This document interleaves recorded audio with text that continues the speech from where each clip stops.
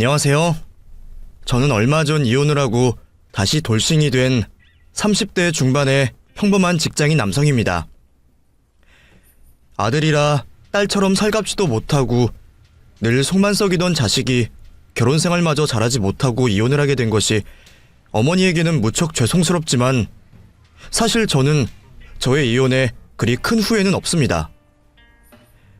차라리 결혼을 하지 말 걸 그랬다는 생각은 들지만 그런 여자를 도저히 참고 살 수는 없었거든요. 제가 사람을 잘못 봐도 너무 잘못 봤던 건지 모르겠지만 처음 제가 결혼을 결심하게 했던 제 여자친구와 결혼 생활을 했던 제 와이프는 너무 다른 사람이었던 것 같습니다. 안타깝게도 이혼으로 저희 관계는 끝나버리기는 했지만 연애 시절에는 그만한 사람이 없었습니다. 정말 착하고 배려심 많고 늘 저를 우선으로 챙겨주고 걱정해주는 정말 좋은 여자였거든요. 넉넉하지 않은 가정집안에서 장녀로 고생하며 자란 탓인지 다른 여자들처럼 명품백 같은 것도 바라지 않고 비싼 레스토랑 가자는 말 한 번 없이 검소하고 알뜰살뜰했던 그녀는 제 눈에는 완벽한 신부감이었습니다. 그런 여자라면 결혼해서도 별 걱정이 없을 것 같았고 아무리 힘든 상황에서도 같이 잘 위기를 이겨낼 수 있을 것 같았거든요. 저한테는 최고의 신부감이었지만 사실 남들 보기에는 아니었을지도 모릅니다. 명문대는 아니지만 서울 4년제 대학을 나와서 중견기업에 다니던 저에 비하면 저희 와이프의 스펙이 그리 좋지는 않았거든요. 사실 그건 가정 형편 탓이었습니다. 장인어른은 작은 공장 다니시고 장모님께서는 시장에서 장사하시며 와이프와 처남을 키우시느라 고생이 많으셨지만 그렇게 여유가 있던 살림은 아니었습니다. 지금도 가진 재산은 장인어른 명의로 되어 있는 오래된 빌라가 전부이고 불경기에 자영업을 하시던 당시에는 자식들 대학 보내는 것도 어려운 형편이셨다 하더라고요. 그래서 와이프는 어려운 집안 사정 때문에 대학 진학을 포기하며 취업을 해야 했고 전문계 고등학교를 졸업하고서는 중소기업을 다니느라 고생이 많았습니다. 그래서 어린 나이에 일찍 취업을 했는데도 연봉도 저의 절반 정도밖에는 되지 않았거든요. 하지만 그게 와이프 탓이라고 생각하지 않았습니다. 형편이 안 좋아서 어쩔 수 없었지만 사람 자체는 참 좋다 생각했거든요. 제가 처음부터 와이프의 경제력을 보고 만난 것도 아니고 그저 사람이 좋아서 그녀를 만났던 제게는 와이프의 직장이나 연봉이 중요하지 않았습니다. 그냥 서로를 사랑하는 마음이 있으면 결혼도 할 수 있는 거라 생각했어요. 게다가 제가 와이프와 반반 결혼을 바랄 정도로 어려운 상황은 아니었거든요. 졸업하자마자 일찍 취업을 해서 돈을 벌었던 저는 어쩌다 운 좋게 청약에 당첨되어서 제 명의의 아파트가 있었습니다. 은행 대출이 절반 이상이었지만 그래도 제 명의의 집이니 신혼집 걱정을 할 것도 없고 결혼식이나 신혼여행도 형편껏 하고 앞으로는 계속 맞벌이하면서 열심히 살면 될 거라고 생각했어요. 다행히 저희는 부모님을 당장 부양해야 할 걱정도 없었기에 결혼이 어렵지는 않았었죠. 저희 집은 제가 대학생 때 아버지가 일찍 돌아가셔서 전업주부로 사셨던 홀어머니만 계셨지만 아버지가 남기고 가신 재산이 꽤 있어서 어머니가 돈 걱정을 하실 만한 형편은 아니셨습니다.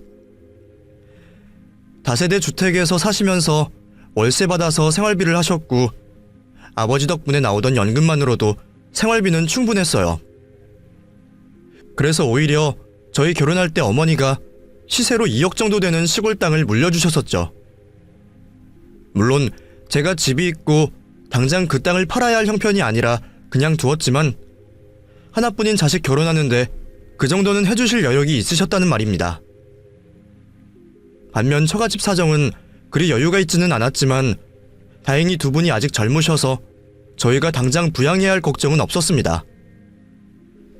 두 분 다 은퇴를 하지 않으셨고 장녀인 저희 와이프 말고 아래로 처남이 있었기 때문에 책임져야 할 자식이 저희만 있던 것도 아니었거든요. 노후 준비는 아직 하지 못하셨지만 저희가 결혼할 때 도움받지 않기로 했으니 그만큼 부담은 덜하실 거라 생각했습니다. 저나 와이프나 둘 다 부모님 걱정하는 마음이 커서 그런지 결혼하면서 부모님들께 최대한 부담을 드리지 않으려 노력을 했어요. 그렇게 저희들 힘으로 결혼을 하게 된 저희는 그 후로도 저희끼리 의지하며 살았습니다. 그런데 저희가 결혼을 하고 얼마 후에 와이프는 돌연 퇴사 이야기를 꺼내왔어요. 회사 생활이 너무 스트레스라 힘들다며 아이를 낳을 때까지 쉬고 싶다고 하더군요. 길게는 아니고 3, 4년 정도만 좀 쉬고 싶어. 어차피 아이 낳고 나면 쉬어야 하는데 1, 2년 좀 빨리 쉰다 생각하면 괜찮지 않아? 글쎄, 나는 당분간은 당신이 회사 생활할 줄 알고 있었는데 그럼 우리 당장 생활은 어떻게 하지? 물론 내가 쉬면 당신 혼자 벌어야 해서 힘들긴 하겠지만 내가 그만큼 아껴 쓸게. 내가 진짜 회사 생활 너무 힘들어서 그래. 나 이러다가 정말 병나겠어. 아무리 집이 자가라고는 해도 아직 아파트 대출이 한참이라 당장 외벌이가 부담스럽기는 했지만 회사 생활이 죽을 만큼 힘들다는 와이프에게 계속 일을 하라고 강요할 수는 없었습니다. 현실적인 돈 문제 때문에 잠시 고민을 하기는 했지만 아내를 걱정하고 사랑하던 저는 아내의 퇴사를 이해해줄 수밖에 없었어요. 그래, 당신이 그렇게 힘들다는데 어쩌겠어. 스트레스 받으면서 회사 생활하다가 몸 상하느니 쉴 때 쉬는 게 낫지. 돈이야 내가 벌면 되니까 당신은 걱정하지 마. 정말? 정말 고마워 여보. 역시 내 걱정해주는 건 당신밖에 없어. 그렇게 저의 허락으로 와이프는 다니던 회사를 그만두게 되었고 와이프는 집에서 살림을 하면서 아이를 가지기 위해 준비를 하고 있었습니다. 그렇게 1년이 지나고 예정대로 아이를 가져보려 했지만 와이프는 아직은 준비가 덜 된 것 같다며 아이 계획을 미루더군요. 우리 아직 대출도 많이 남았고 사실 형편이 그렇게 여유롭지는 않잖아. 내가 계산해보니까 지금 당장은 당신 벌어오는 돈으로 우리 둘이 쓰기도 빠듯해. 적금 넣고 있는 것도 아직 만기가 한참 남았고.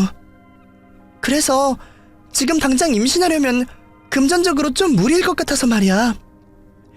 아이는 좀 미루는 게 어때? 저야 와이프 말을 잘 듣던 남편이었던지라 그런 와이프의 말에 그저 오케이였습니다. 집안 사정이야 살림하는 와이프가 더 잘할 텐데 그럼 와이프 말대로 해야겠다 싶었죠. 와이프는 지금 저희 형편의 아이를 가지려면 더 절약하고 더 빠듯하게 살아야 한다며 저의 용돈까지 확 줄여버렸습니다. 그 전까지 50만 원이었던 제 용돈이 30만 원으로 줄어버리고 말았어요. 그 돈이면 차에 들어가는 기름값에 밥값도 모자란 금액이었지만 외벌이하는 집들 사정이야 다 그렇다 보니 어쩔 수 없는 선택이라 생각했습니다. 알뜰살뜰 살아야 아이도 낳고 할 수 있는 거니까요. 그렇게 해서 저희는 결국 자녀 계획을 뒤로 미루고 경제적인 여유를 더 만들기로 했습니다. 마음 같아서는 와이프더러 다시 일을 해보는 건 어떻겠냐고 말을 꺼내고 싶었지만 호기롭게 퇴사하라고 했던 제가 이제 와서 다시 와이프를 고생시키는 게 마음에 걸렸어요.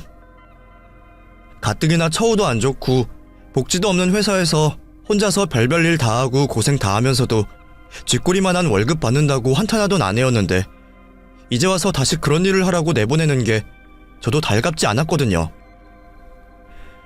같은 고생을 해도 제가 2배를 더 버니까 그냥 당분간은 저 혼자 고생을 해야겠다 싶었습니다. 어차피 늦어도 몇 년 안에는 아이를 낳을 거고 그때 가서는 어쩔 수 없이 와이프가 혼자 육아하느라 고생해야 할 테니 나중을 생각해서라도 당분간은 저 혼자 고생을 하는 게 나을 거라 생각했죠. 그렇다고 와이프가 집에서 노는 것도 아니었으니까요. 다른 집 와이프들은 살림하면서도 반찬 사 먹는다는데 우리 와이프는 요리도 잘하고 살림하고 잘하니까 저는 매끼 제 밥 챙겨주는 것만으로 와이프에게 감지덕지할 판이었습니다. 그래도 다행히 대출 이자만 아니면 크게 돈 나갈 데가 없으니 그것도 감사한 일이었죠. 여전히 외벌이는 힘들고 물가는 오르느라 죽을 맛이었지만 사랑하는 와이프가 있으니 다 견딜만 했어요. 그러다 어느 날 좋은 소식이 들려오게 되었습니다. 어머니가 저희에게 물려주셨던 그 땅이 무려 10배가 넘게 오르게 되었다는 소식이었죠. 어머니도 언젠가 오를 거라며 들고 있으면 도움이 될 거라 하시며 주셨지만 이렇게 금방 좋은 소식이 들릴 줄은 몰랐습니다. 저도 몇 년은 푹 묻어둘 생각을 하고 있었는데 말이에요. 덕분에 외벌이 하느라 팍팍했던 저도 조금은 숨통이 트이는 기분이었습니다. 어머니가 주실 때에도 벌써 시세가 2억은 되는 땅이었는데 이게 10배가 올랐으니 이제 저는 정말 제가 땅 부자가 되었다 싶더라고요. 하루아침에 로또 같은 일이 생기고 나자 저는 너무 기뻤습니다. 와이프 역시 좋은 일만 생기나 보다며 기뻐하고 있었죠. 그럼 우리도 어디 가서 땅 부자라고 자랑 좀 해도 되는 거야? 우리도 대박 난 거야? 아니 뭐 진짜 땅 부자들은 한참 더 많겠지만 우리도 뭐 대박은 대박인 거지? 솔직히 이 돈이면 앞으로 애 낳고 살면서도 돈 걱정은 안 해도 되겠지. 세상에 그 시골 땅이 이렇게 떡상하게 될 줄 누가 알았겠어. 어머니가 괜히 오를 거라고 그렇게 말씀하신 게 아니셨어. 그러게, 나도 그냥 시골 땅이라 별기도 안 했는데 진짜 개발되는 일이 있기는 하네. 땅값이 확 올랐다는 그 소식을 듣게 되었던 날, 와이프와 저는 오랜만에 축배를 들었습니다. 그동안 저 혼자 벌어오느라 생활비 아끼고 한다고 밖에서 마음 편히 술 한 번 제대로 마시기도 어려웠는데 그날만큼은 정말 기쁘게 와이프와 와인을 한 잔 나눴습니다. 그래봐야 마트에서 사온 10만원짜리 와인이었지만 평소 맥주 한 캔도 아끼던 저한테는 엄청난 사치였었죠. 저는 그동안 고생한 게 있으니 기분이라도 내겠다고 그랬던 건데 제가 와인을 사들고 온 걸 보게 된 와이프는 자기가 더 설레이는지 벌써부터 떼부자가 된 것처럼 말을 하더군요. 어머, 웬 와인이야? 맨날 소주만 마시던 당신이 어쩐 일로? 아니 뭐 좋은 소식도 있고 오랜만에 기분 좀 내자 이거지. 땅값 올랐다고? 그래도 우리 벌써 이렇게 호선 이뤄도 되는 거야? 당신 같은 짠돌이가 웬일이야? 뭐 나야 좋지. 우리 결혼하고 제대로 기분 내본 적도 없었잖아. 결혼할 때도 없는 돈으로 겨우 결혼식 올리고 대출 갚느라 여태 돈 아낀다고 뭐 한번 제대로 누려본 적이 있나. 솔직히 나 그동안 맥주도 한 캔 마음껏 못 마셨어. 물가는 오르는데 내 월급은 그대로지. 나도 그동안 가장의 무게가 생각보다 무거웠나 봐. 결혼 생활 몇 년 차에 10만원짜리 와인 한 병 사는 것도 처음이다 보니 저는 순간 저도 모르게 울컥하는 마음이 들었던 모양입니다. 그렇다고 제가 그 말로 와이프 기를 죽이려고 한 것도 아니고 저 혼자 외벌이 했다고 집에 있던 와이프를 타박하려고 했던 것도 아니었어요. 그런데 제 말을 들은 와이프는 제가 안쓰러운 게 아니라 기분이 상했던 모양입니다. 그래서? 지금 당신 혼자 고생했다고 생색내는 거야? 나는 뭐 집에서 놀았어? 당신 밖에서 걱정 없이 돈 벌어오게 해준 게 누군데? 당신도 고생했지만 나도 고생 많이 했어. 나는 뭐 넉넉하게 살았어? 누가 당신은 놀았다고 했어? 그냥 우리한테 웬일로 이런 행운이 찾아왔는가 싶어서 감격스러워서 그렇게 말을 한 거지. 갑자기 왜 그래? 아니, 당신이 말을 좀 섭섭하게 하니까 그렇지. 아무튼 나도 고생 많았다는 건 알아줘. 제가 아내에게 집에서 논다고 구박이라도 했으면 모를까. 갑자기 좋은 날 짜증을 내는 와이프 때문에 잠시 느꼈던 감동이 사그라들었지만 그래도 저는 처음으로 느껴보는 이 여유와 기분을 만끽하려 와이프의 짜증을 그냥 넘어갈 수밖에 없었습니다. 사실 제가 보기에는 그동안 와이프가 크게 힘들게 살았던 건 없었다 싶었지만 그래도 자기 딴에 살림하느라 힘들었겠지 생각하며 넘어가기로 했었죠. 그렇게 그날 밤 저희는 오붓하게 술잔을 기울이며 앞으로의 미래에 대해 얘기를 나누고 있었습니다. 당장 그 돈으로 뭘 하겠다는 생각은 없었지만 그냥 그 정도 돈이면 앞으로 뭘 할 수 있을지 공수표 같은 걸 던지곤 했죠. 저도 회사 그만둘 생각도 없으면서 괜히 우스갯소리로 허황된 사업 얘기를 꺼내보았어요. 그러자 와이프도 자기도 이것저것 하고 싶은 게 많았다며 얘기를 하더라고요. 그럼 나 네일샵 하나 차려줘. 아니다, 그냥 카페를 차릴까? 아니면 식당? 아무튼 그 돈이면 뭔 일 못하겠어. 그치? 생각만 해도 너무 좋다. 와이프가 별별 얘기를 다 하는 걸 들으면서도 저는 와이프의 말을 그리 귀담아 듣지는 않았습니다. 땅값이 올랐다고 해서 당장 그 땅을 팔아치울 수 있는 것도 아니었고, 땅을 팔아서 돈이 생기더라도 저는 은행에 고스란히 넣어둘 생각이었거든요. 뭐 10% 정도는 떼어주고 주식 같은 데 투자할 수는 있겠지만 저는 갑자기 공돈이 생겼다고 해서 헛된 꿈을 꾸거나 함부로 일을 벌릴 생각은 없었습니다. 와이프가 정말 진지하게 뭔가 해본다고 한다면 그때 가서는 생각을 해보겠지만 사실 와이프 성격상 장사 같은 걸 할 만한 사람은 아니었거든요. 자기 자신에 대해서는 누구보다 잘할 거라 생각하고 그 말을 그냥 장난처럼 넘어갔는데 며칠 뒤에 와이프가 진지하게 얘기를 꺼내더라고요. 오빠, 나 오늘 친구들이랑 가게 알아보고 왔다? 가게? 무슨 가게? 아니, 나 네일샵이나 카페 같은 거 하고 싶다 그랬잖아. 근데 적당한 거 하나 차리려면 돈이 꽤 많이 들더라? 뭐 보증금은 나중에 돌려받는다 쳐도 월세도 몇백만 원씩 하더라고. 거기다가 권리금은 또 뭐야? 권리금은 뭐 부르는 게 값이야. 좀 대로변에 있는 데는 몇천만 원씩 달라 그러고 좀 골목에도 1,000만 원은 넘더라. 제대로 얘기를 한 적도 없는데 벌써부터 가게를 알아보고 다녔다며 들떠있는 와이프를 보자 저는 당황스러웠습니다. 구멍가게 같은 회사 다니다가 결혼해서는 전업주부로 살던 여자가 갑자기 무슨 자신감에 가게를 알아보고 다니나 싶었거든요.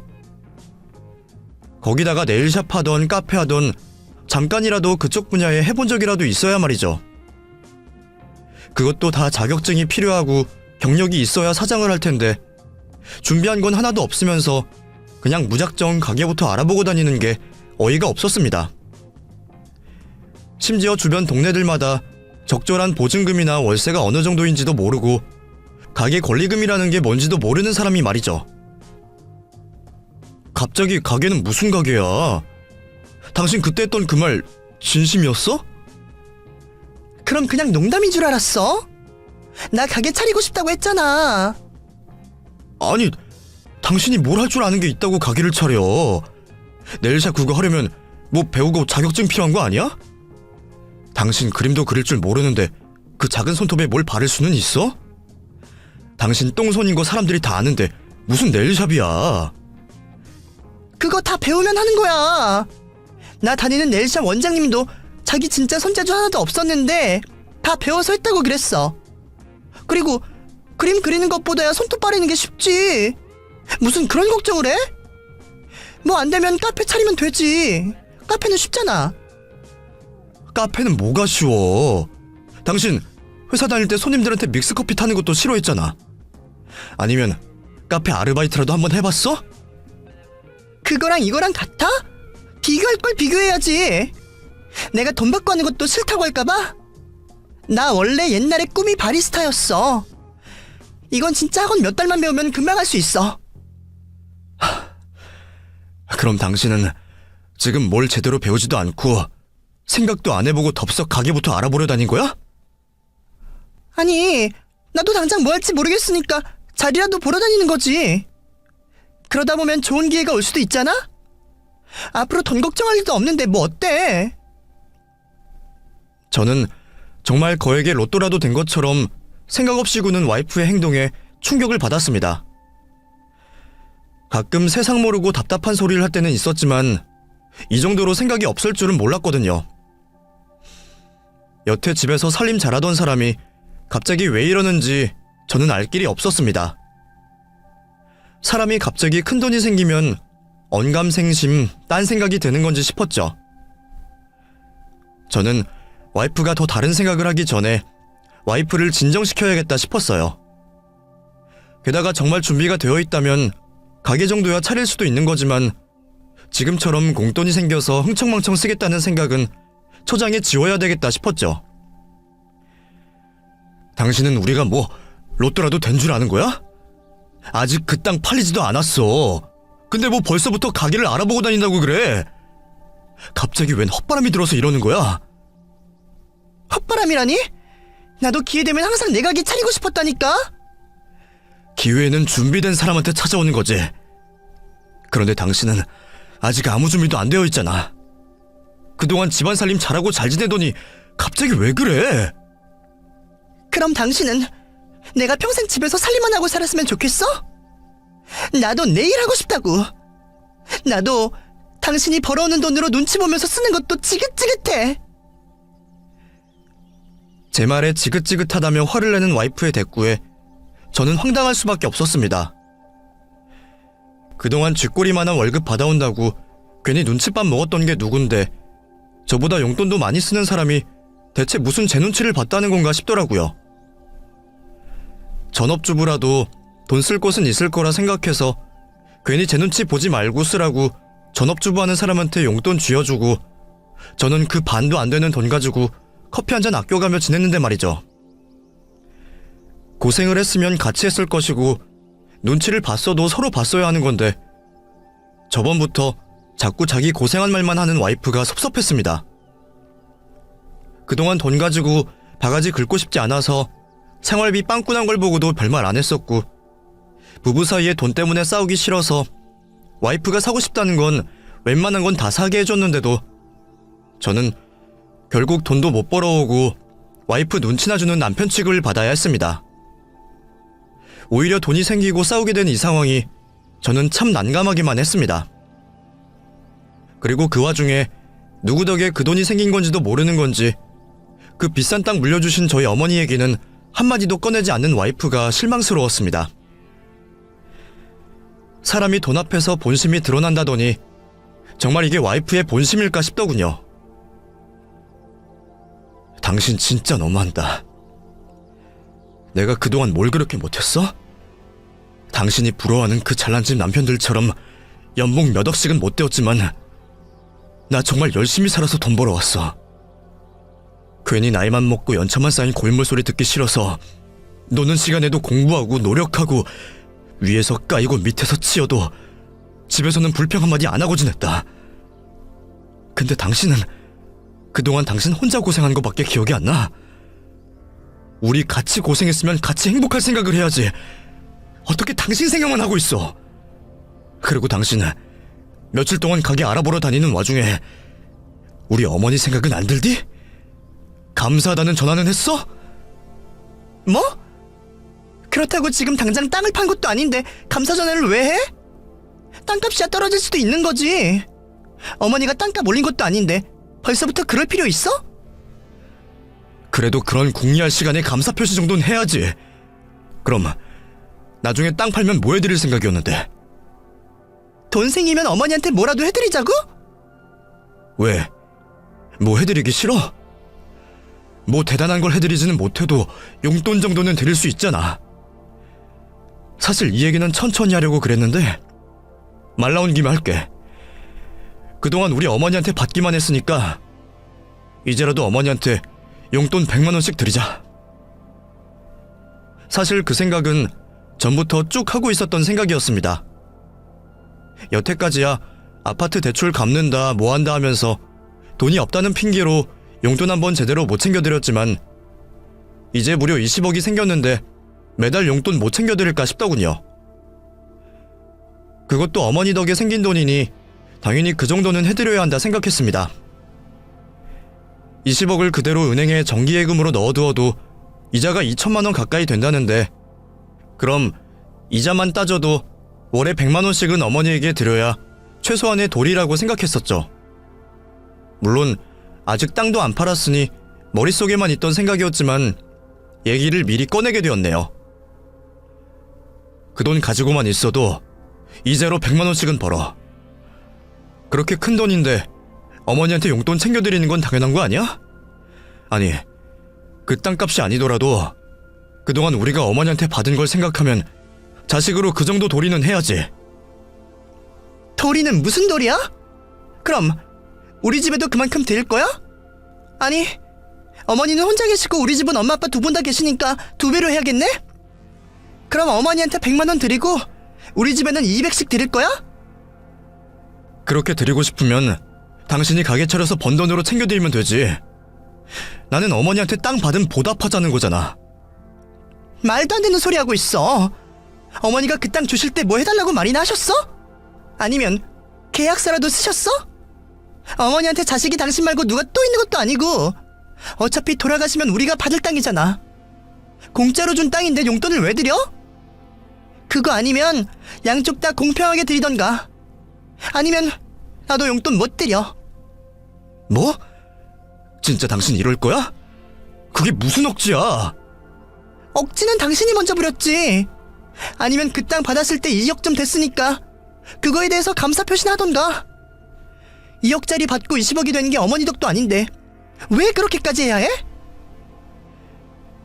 저도 자기 생각밖에 안 하는 와이프에게 화가 나서 의중이라도 떠보려고 어머니 용돈 얘기를 꺼냈지만 설마 그 사람이 그렇게 단칼에 거절을 할 줄은 몰랐습니다. 가게 알아본다며 월세 몇백은 당연하게 생각하면서 어떻게 저희 어머니한테 드리는 용돈 100만 원을 싫다고 할 수가 있을까요? 그 사람이 조금이라도 생각이 있고 저희 어머니한테 감사한 마음이 있는 사람이었으면 그런 소리는 할 수 없었을 겁니다. 그러나 제 와이프는 그 땅값이 오른 게 어머니 덕이 아니라면서 저희 어머니에게 드리겠다는 용돈 100만 원도 아까워하고 있었습니다. 100만 원이라는 돈이 저희에게 적은 돈은 아니지만 정말 땅을 팔아서 20억이 생기면 그 정도가 어려운 일도 아닐 텐데 말이죠. 그런 와이프에게 실망은 들었지만 아직 벌어지지도 않은 일로 와이프와 싸우고 싶지는 않았습니다. 사실 저도 아직 돈도 없는 상황에 조금은 홧김에 억지를 부렸으니 와이프도 그게 짜증나서 그런 말을 했을 거라 생각하고 싶었거든요. 제가 가게 구할 생각할 거면 어머니 용돈을 드리자고 그래서 기분이 상해서 그런가 보다 생각하며 그래서 나중에 다시 얘기를 해봤지만 돌아오는 대답은 매한가지였습니다. 그럼 나중에 진짜 땅 팔고 20억 생기면 그때도 진짜 용돈 안 드릴 거야? 그 얘기를 왜 또 하는 거야? 저번에 말도 안 되는 소리 하지 말라고 내가 말 안 했어? 뭐? 그 말 진심이야? 그럼 농담인 줄 알았어? 왜 이러는 거야 정말? 아니, 어머니가 우리가 그 용돈 안 드린다고 뭐가 부족하시다고 해? 집 있고 그 집에서 월세 따박따박 나오고 그 돈으로 자식들한테 손 안 벌리고 잘 사시는데 뭐가 걱정이야? 그건 그거고 이건 이거지. 애초에 어머니가 우리 결혼할 때 우리한테 집 안 물려주시고 땅만 주셨을 때 난 좀 서운했어. 이 집도 당신이 운 좋아서 된 건데 대출금 걱정도 안 하시고 돈도 안 되는 시골 땅만 덥석 던져주셨잖아. 돈이 되려면 지금 어머니 사시는 그 집값이 수배는 더 들 텐데 그건 당신 죽을 때까지 들고 계시겠다고 안 주셨던 분이야. 그럼 그걸로 자식 부모 간의 도리 끝내겠다는 거 아니야? 아니, 그건 우리 어머니가 자식들한테 손 안 벌리고 노후 준비하신 거지. 그게 무슨 부모 자식 간의 도리를 끊는 거야? 그니까 어머니가 알아서 사시겠다고 그렇게 하신 거잖아. 그럼 됐지? 저희 어머니가 당신이 알아서 세 받고 연금 받으며 생활하신 걸 가지고 자식들이 도리를 할 필요가 없다며 와이프는 여전히 생각이 같아 보였습니다. 그제서야 저는 와이프의 말이 홧김이 아니라 진심이었다는 걸 알게 되었죠. 설마 했지만 와이프의 이기적인 속내를 알게 된 그 일로 와이프에게 실망을 하고 적지 않은 충격을 받을 수밖에 없었습니다. 그렇다고 그 일로 이혼을 할 수도 없고 저는 와이프에게 실망한 채로 참을 수밖에 없었죠. 그러다 몇 달 뒤 장인어른의 생신을 맞아 처갓집에 가게 된 저는 저만 몰랐던 충격적인 상황을 마주하고 말았습니다. 처갓집에 들어갈 때부터 못 보던 새 차가 한 대 놓여있길래 뭔가 궁금했더니 알고 보니 그게 장인어른의 차였더군요. 내가 자식 잘 둔 덕분에 이런 호강을 다 해보네. 우리 큰딸 덕분에 내가 저런 차도 다 타보고 내가 자식 농사 하나는 잘 지었어. 우리 딸 보람아 고맙다. 장서방도 고마워. 그 땅값 올랐다고 그 돈으로 샀다며? 예? 그게 무슨 말씀이세요? 여보, 밖에 있던 새 차가 설마 장인어른 거였어? 내가 말 안 했었나? 아빠 생신 선물로 내가 차 바꿔드렸어. 당신한테 말했다는 걸 깜빡한 모양이다. 미안. 어쩐지 그의 생신 선물은 뭘 해드려야 할지 고민하는 제게 신경 쓸 필요 없다 하더니 저 몰래 이런 깜짝 선물을 꾸민 모양이었습니다.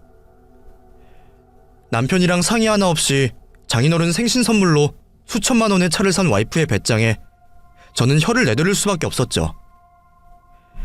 당장 제가 타고 다니는 차만 해도 언제 퍼질지 모를 고물인데 남편은 고쳐가며 타는 중고차를 두고 장인어른 차를 바꿨다는 게 어이가 없었습니다.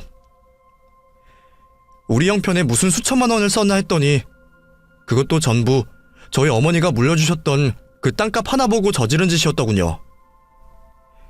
당신 무슨 돈으로 차를 샀어? 우리한테 당장 무슨 돈이 있다고? 우리가 돈이 왜 없어?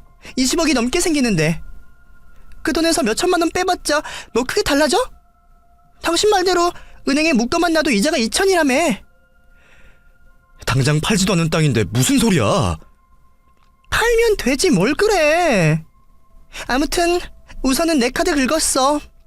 할부 최대로 해서 샀으니까 천천히 갚으면 되는 거지. 그 사이에 땅 팔고 갚으면 되잖아? 안 그래? 뻔뻔한 와이프의 대꾸에 저는 할 말을 잃어버렸습니다. 그 이자만큼 저희 어머니한테 용돈 챙겨드리자고 할 때는 싫다고 딱 잡아떼던 사람이 자기 부모님한테는 돈 아까운 줄을 모르더군요. 순간 저는 별별 생각이 다 들기 시작했습니다. 사실 저도 10배나 오른 땅값을 두고 처갓댁에 입싹 닫을 생각은 아니었어요. 그동안 저희 어머니보다 처갓집을 챙기면 더 챙겼던 저였으니 저희 집에 용돈을 드린다면 처갓집도 드리고 뭐라도 필요한 게 있으시면 챙겨드릴 생각이었어요. 그게 자식된 당연한 도리였으니까요. 그런데 와이프의 행동은 도저히 이해할 수가 없었습니다. 우리 어머니 덕에 번 돈으로 용돈 드린다는 건 아깝다면서 벌써부터 처갓집에만 갖다주는 행동은 누가 보더라도 이기적이고 못돼먹은 짓이라고 느껴질 행동이었죠. 사람이 어떻게 이럴 수가 있는지 저는 이기적인 와이프의 행동에 기가 막혔습니다. 그래도 내가 사랑하던 사람이고 결혼해서 동반자가 되었으니 어떻게든 이해해보려고 노력했지만 저희 어머니에게 받을 것 다 받아놓고도 고마워하는 법 없이 엄한 곳에다가 절하는 아내를 도저히 이해할 수 없었습니다. 그래서 제가 그 순간 이혼 생각이 간절하게 생각났던 게 그냥 홧김은 아니었죠. 그동안 부부싸움을 하고 와이프가 무슨 소리를 하더라도 이혼 생각은 든 적이 없었는데 저는 그날 처음으로 이 사람과 헤어질 수도 있겠다는 생각을 하게 되었습니다. 그래도 남의 잔칫날 깽판 칠 생각은 없던 저는 그날 처갓집에서는 아무 말 없이 장인어른의 생신을 축하드렸습니다. 어쩌면 그게 제가 마지막으로 축하해드리는 자리가 될 수도 있겠다 싶었거든요. 그래도 그때까지는 마지막 희망이 남아있었어요. 와이프가 상의도 없이 처갓집에 차를 사드렸지만 이제라도 우리 집에 저희 어머니께 뭔가를 하자고 한다면 저는 마음이 돌아설 것 같았죠. 어머니 일로 서운하게 했던 것도 미안하다고 사과하면 넘어가고 이해할 의향이 있었어요. 그래서 집으로 돌아간 저는 와이프에게 마지막 지푸라기를 잡는 심정으로 물어보게 되었습니다. 당신 오늘 뭐 하는 짓이야? 나랑 상의 한마디 없이 장인어른 차를 바꿔들면 어떡해? 그 돈이 한두 푼도 아니고 우리가 지금 당장 그럴 여력이 있어? 그 여력 이제 곧 생길 거 아니야. 그나저나 그 땅 부동산에 내놓기는 했어? 내가 당장 팔자고 말한 건 기억해? 얼마나 더 오를지도 모르지만 언제 떨어질지도 모르잖아. 그러니까 그냥 적당할 때 팔아치우자.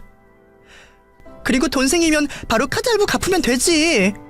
그럼 여력 생기는 거 아니야? 그러니까 일에 순서가 있는 거지. 누가 그렇게 막무가내로 살아. 팔겠다고 해도 사겠다는 사람이 있어야지. 그거야 부동산에서 알아서 할 일이지. 그럼 그 땅 팔면 우리 집에도 뭐 해줄 거야? 생각해둔 거라도 있어? 또 그 소리야? 어머니가 뭐가 필요하신 게 있으시대? 면허도 없는데 똑같이 차 사드려. 우리 아버지는 차가 필요하니까 사드린 거지. 어머니는 뭐 필요하신 거 없어.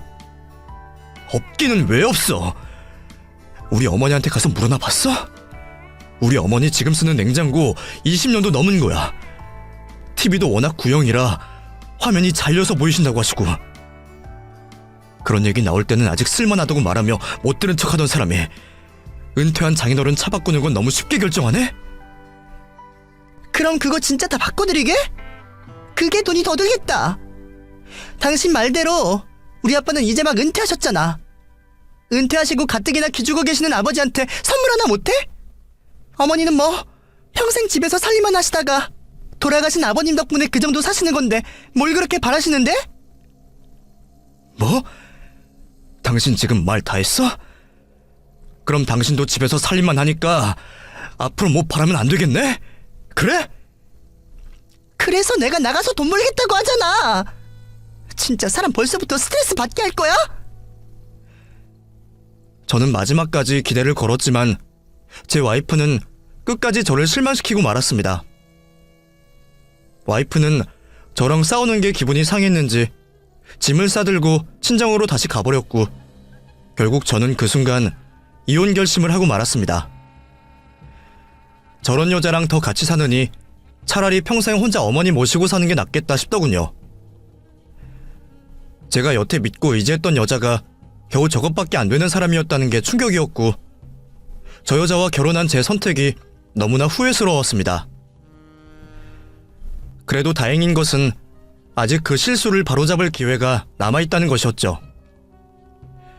아직 둘 사이에 자식이 없다는 게 얼마나 다행이었는지 저는 하루빨리 이혼을 하기로 마음먹었습니다. 퇴근을 하고 이혼 변호사를 만나고 왔더니 어느새 집에 와이프가 돌아와 있더군요. 끝까지 자기가 뭘 잘못했는지 모르는 건지 저한테 사과를 요구하는 와이프였습니다. 당신이 사과 먼저 하기 전엔 안 간다 그랬는데 엄마 아빠가 하도 말려서 돌아왔어. 당신 사과 받기 전엔 말 안 할 거니까 먼저 말 걸 생각하지 마. 평소였다면 당연히 제가 먼저 사과를 하고 와이프의 기분을 풀어주려 노력했겠죠. 하지만 이제 이혼을 할 마당에 제가 뭐하러 그 여자 기분 따위를 신경 쓰겠습니까? 저는 사과할 일이 없다며 단호하게 이야기를 했습니다. 나 당신한테 사과할 생각 없는데? 내가 뭘 잘못했는데 사과를 해야지? 오히려 사과는 당신이 나한테 해야지. 안 그래? 뭐? 당신 진짜 나랑 끝까지 해보자 이거야? 그냥 화내서 미안하다고 넘어가면 될 걸 갑자기 왜 되도 않는 고집을 부려? 고집을 부린 건 내가 아니라 당신이야. 그러게 욕심을 부리려고 해도 적당히 좀 하지. 왜 사람을 질리게 만들어? 더 긴 말 할 것 없고 나 당신이랑 이혼할 거야. 그동안 내가 얼마나 참았는지 당신은 모르겠지? 마음 정했으니까 설득할 필요 없어. 당신 덕분에 나 마음 정리 다 끝나버렸거든. 뭐라고? 이혼? 하, 진짜 어이가 없다. 당신 겨우 꺼낸 말이 이혼이야? 왜? 그런 소리 하면 내가 겁먹고 먼저 사과라도 할까 봐서? 됐다 그래. 나 절대로 사과 안 해. 그래, 이혼하고 싶으면 어디 해봐. 누가 겁이라도 먹는데? 와이프는 제가 농담을 하는 줄 아는 건지 이혼 얘기 앞에서도 눈 하나 깜짝하지 않고 있었습니다. 그래서 저는 아까 변호사 사무실에서 상담을 받으며 가방에서 받아왔던 이혼 서류를 내밀어 보일 수밖에 없었죠. 그제서야 와이프는 제 말이 진심이라 생각했는지 놀라면서 되려 화를 내고 있었습니다. 이거 뭐야? 이혼 서류? 당신 그 말 진심이야? 진짜 나랑 이혼하겠다고? 그래. 내가 어디 허투루 말하는 거 봤어? 나 마음 다 정했으니까 더 얘기할 것도 없고 서로 조용히 협의 이혼으로 가자.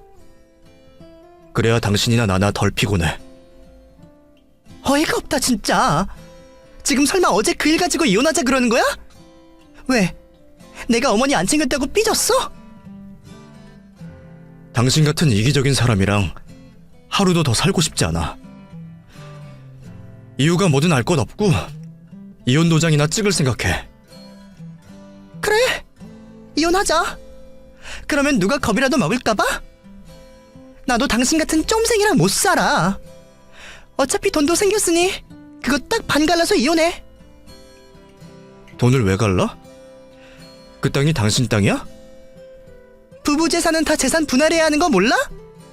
그럼 설마 당신 그 땅 나랑 나누기 싫어서 이혼하자 그러는 거야? 당신이 먼저 이기적으로 굴었잖아. 어머니 덕분에 돈 벌었으면서 친정만 챙기는 당신 꼴 보기 싫어서 그런다. 근데 그런 내가 당신한테 그 땅을 왜 갈라줘? 아, 당신 아직 모르는구나. 미안한데 그 땅 아직 어머니 명이야. 그러니까 나나 당신이나 그 땅 나누고 자시고 할 것도 없는 거지. 뭐라고? 그리고 이 집 4명이니까 나가줬으면 해.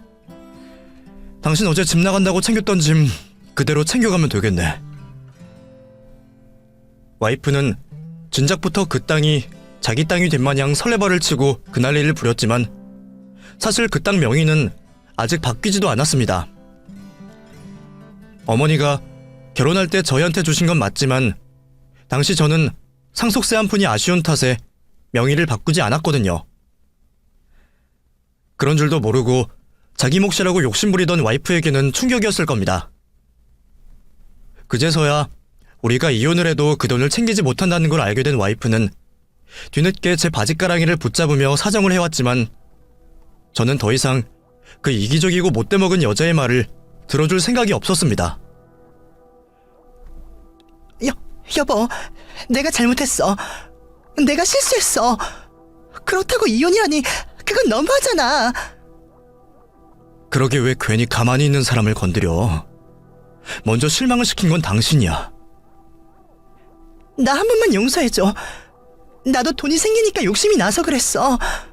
내가 설마 진짜로 어머니를 나몰라라 하겠어? 그냥 어머님이 우리 친정보다 여유가 있으시니까 천천히 해드리려고 그런 거지. 나 그렇게 정없는 사람 아니잖아. 어? 아니, 당신 그런 사람이야. 내가 몇 번이나 기회를 줬는데 당신은 다 날려먹었지? 그러니까 나 당신이랑 긴 말하기 싫어. 앞으로 변호사 통해서 얘기하자. 얼른 내 집에서 나가. 그렇게 와이프는 제 명의의 집에서 쫓겨나게 되었고 그 후로 저는 와이프와 이혼 소송을 진행하게 되었습니다. 서로 편하게 협의 이혼을 하자 그랬더니 그 욕심 많은 여자가 끝까지 저를 쉽게 놔주지 않더라고요. 어떻게든 자기 기여를 따져가며 제 돈을 뜯어내려는 그 여자에게 정말 오만정이 다 떨어지고 말았습니다. 하지만 그렇다고 한들 자식도 없고 결혼 생활도 짧은 저희 사이에 계산할 게 많지는 않았죠. 그동안 제가 외벌이로 지냈고 집 명의도 제 것이었기에 저희가 나눌 만한 재산은 많지 않아서 다행일 뿐이었습니다. 그렇게 저는 와이프와 이혼을 하게 되었고 아직 대출금이 얼마 남은 그 집에서 저는 혼자 지내게 되었습니다. 어머니는 제가 결국 이혼을 한 것을 아시고 속상해하셨지만 제 결정을 늘 따라주시는 분이셔서 그런지 별 말씀은 하지 않으셨어요. 그리고 얼마 뒤 저는 어머니 명의로 있던 땅을 팔았고 그 돈 전부를 어머니 통장에 넣어드렸습니다. 그동안 혼자 먹고 사느라 용돈 한번 제대로 못 챙겨드린 아들이 차마 그 돈을 욕심낼 수가 없었거든요. 이제 저도 더 이상 책임져야 할 가족도 없고 직장 생활하면서 혼자 먹고 살기 어렵지도 않기에 그런 큰 돈은 필요 없었습니다. 전처 말대로 나중에 어머니가 돌아가시면 제게 유산으로 남겨주시겠지만 그때까지는 어머니가 돈 걱정 없이 편히 지내다가 가셨으면 했거든요. 결국 이렇게 될 것을 그깟 돈 때문에 이혼을 하게 된 건 마음이 안 좋았지만 그 사람의 본심을 늦게 알아차린 대가로 생각하기로 했습니다. 아무리 조심해도 본심을 알아내기가 쉽지는 않겠지만 앞으로는 저도 좀 더 조심하며 사람을 만나야 되겠다 싶더군요. 그래도 이 정도로 끝내기를 다행이라 생각하며 저는 앞으로 돌싱 라이프를 열심히 즐겨보려 합니다. 그럼 제 이야기를 여기서 마치겠습니다. 감사합니다.